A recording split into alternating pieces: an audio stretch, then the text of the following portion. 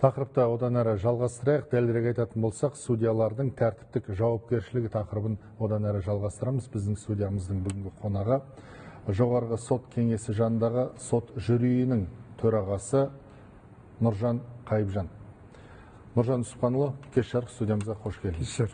Сонымен мына соттардың жұмысы енді әрине өте маңызды. Әсіресе адам тағдырын шешіп отқан кезде, Ал егер осы соттың өзі, мысалы үшін қандай да бір қателік жіберсе, оларды жауапкершілікке тартатын кім? Соттың үстінен сот бар ма жалпы? Біздің елімізде жоғары сот кеңесінің жанынан сот жюриі органы құрылған. Осы судьялардың жалпы тәртіптік жазасын, ол тәртіптік жазадан босату мәселелерінің бәрімен айналысатын осы сот жюриі. Ол сот жюриінің негізгі функциясы судьяларды тәртіптік жазаға тарту және сол жазадан босату мәселелерін қарайды. Ал жалпы судьялар ол тәртіптік жаза туралы аудандық немесе қалалық соттарға жүгіне алмайды. Олардың осы тәртіптік жазасы туралы барлық мәселемен сот жюриі айналысады. Сот жюриі, яғни бұл тек қана жоғары соттың жанында? Жоғары сот кеңесінің жанында. Кеңесінің жанында. Және ол қалалық, аудандық, облыстық судьялардың ісін қарайды, тек қана, сол бүкіл республикадағы судьялардың үстінен тәртіптік іс қозғалған жағдайда осы мәселелер қарайды. Қашаннан бері жұмыс істеп келе жатыр бұл жүйе?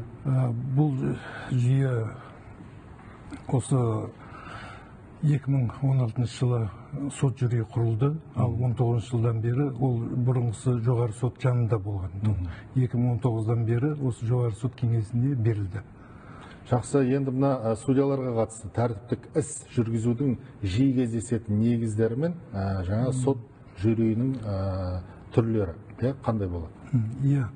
Бұл судьялар екі жағдайда ғана тәртіптік жазаға тартылады. Ол сот істерін қарау барысында өрескел заң бұзушылық жағдайға жол берген болса, және екіншісі судья әдебі кодексінің нормаларын өрескел бұзған жағдайда, осы екі жағдайда ғана судья тәртіптік жазаға тартылуы мүмкін. Жақсы, енді осы уақытқа дейін, мысалы үшін былтыр статистикаға тоқталып өтсек, қанша судья қандай деңгейде, қандай жауапкершілікке тартылды? Мына сот жюриінің статистикалық деректеріне жүгінетін болсақ, 2024 жылы жалпы 77 тәртіптік іс қозғалды судьялар жөнінде. Оның 40 іс бойынша, тәртіптік іс бойынша судьялар тәртіптік жауапқа тартылды. Ал 37-сі кінәлі болып танылды. Ал 37-сі бойынша судьяның іс әрекетінде тәртіптік жазаның құрамы жоқ деген негіздерменен тәртіптік іс қысқартылды. Ал сол 40 судьяның ішінде 6 судья өрескел заң бұзушылықтар жасаған үшін және судья әдебі кодексінің нормаларын өрескел бұзғандығы үшін жұмыстан судья қызметінен босатылды. Ал қалған 34 судья әртүрлі тәртіптік жаза, соның ішінде сөгіс, ескерту тәртіптік жазаларына тартылды.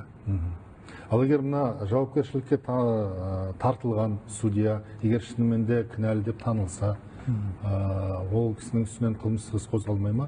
Тек қана жұмыстан босатумен ғана шектейсіздер ма? Бұл тәртіптік жазаменен, жауапкершілікпенен қылмыстық жауапкершілік ол екі түрлі. Қылмыстық жауапкершілік ол әрине ол қылмыстық іс-әрекеттер жасаған болса, онда ол бас прокурордың рұқсатыменен оның үстіне қылмыстық іс қозғалып, жалпы тәртіпте қылмыстық жауапкершілікке тартылады. Мысалы, пара алса? Онда үкім шығады, немесе тиісті соттар, аудандық сот, қалалық соттар оны қарап, тиісті түрде жаза береді, қылмыстық жауапкершілік. Ал біздің қарайтынымыз ол тәртіптік. Ол өзінің жұмысын жүргізе береді. Соның сөгіс түрінде, ескерту түрінде оларға жаза тағайындаймыз. Бұл тәртіптік жазаның салдарлары сол бір жыл бойы ол тәртіптік жазаға тартылған болып саналады. Бір жылдан кейін, егер ол екінші рет ондай заң бұзушылыққа жол бермеген болса, онда тәртіптік жазадан босатылады. Бір жылдан кейін. Ал егер мысалы үшін кінәлі деп танылған судья жұмыстан шығарылды, кейін ол кісі судья болып жұмыс істей ала ма?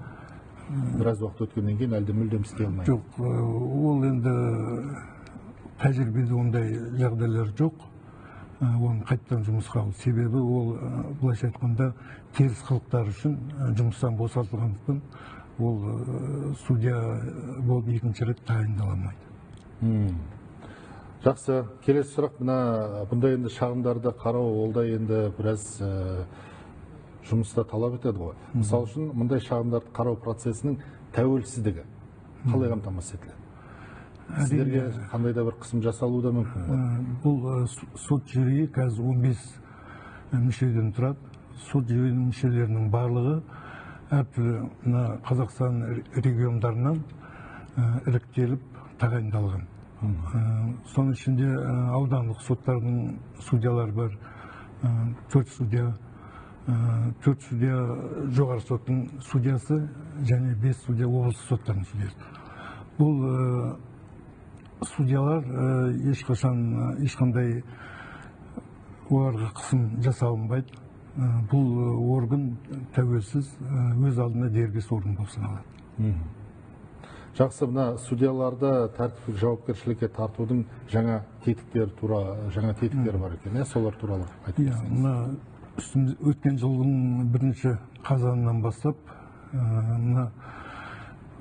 судьялардың өрескел заң бұзушылық жасаған фактілері бойынша бұрынғы заңменен қарағанда ол облыстық соттың пленарлық отырысында негізінен қаралып, егер сол облыстық соттың пленарлық отырысы қажет деп тапқан жағдайда ғана сот жүйесіне жолдайтын еді.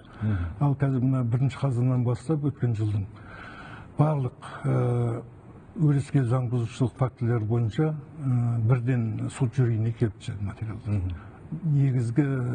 Негізінен біз қарап, судьяның іс-әрекетінде тәртіптік жазаның құрамы бар ма, жоқ па, тиісті бағасын береміз. Өрескел заң бұзушылық деген не? Мысалы үшін бір ғана мысал келтіріп өтіресіз бе? Түсінікті болу үшін, бұл өрескел заң бұзушылық дегеніміз судьяның заңды дұрыс қолданбауы, оны дұрыс білмеу мүмкін, немесе өз қызметіне салғырт қарағандықтың салдарынан ауыр салдарларға әкеліп соққан заң бұзушылық. Мысалға айтатын болсақ, бір істі қарау барысында судья заң нормаларын өрескел бұзып, бір азаматтың тұрғын үйінен оның тұрғын жеке меншік құқығын айырды. Ол жерде әрине, егер ол азаматтың құқықтары бұзылған болса, және оны судья өрескел түрде бұзған болса, сондай жағдайларда біз оны тәртіптік жауапқа тартамыз. Түсінікті. Жақсы, Нұржан Үсіпханұлы, өкінішке орай енді эфиріміздің уақыты шектеулі. Келіп өзіңіздің пікіріңізді білдіріп, сұрақтарымызға жауап бергеніңізге алғысымызды білдіреміз. Ісіңізге сәттілік, аман болыңыз. Рахмет сіздерге.